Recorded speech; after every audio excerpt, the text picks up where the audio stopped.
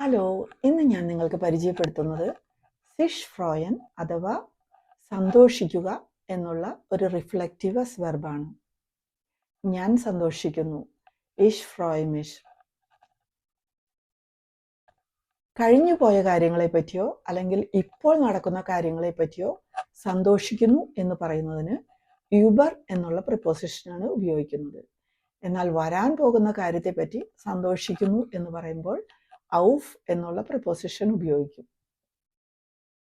നമുക്ക് ഉദാഹരണം നോക്കാം. എനിക്ക് കിട്ടിയ സമ്മാനത്തെ ഓർത്ത് ഞാൻ സന്തോഷിക്കുന്നു. Ich freue mich sehr über das Geschenk. നിങ്ങൾ എന്നെ സന്ദർശിച്ചതിനെ ഓർത്ത് ഞാൻ സന്തോഷിക്കുന്നു.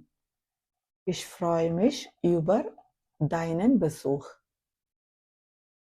ഇനി വരാൻ പോകുന്ന വെക്കേഷനെ ഓർത്ത് ഞങ്ങൾ സന്തോഷിക്കുന്നു എന്ന് പറയുന്നത് Wir freuen uns auf die Ferien.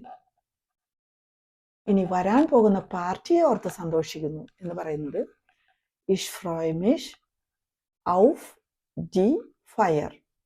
Thank you.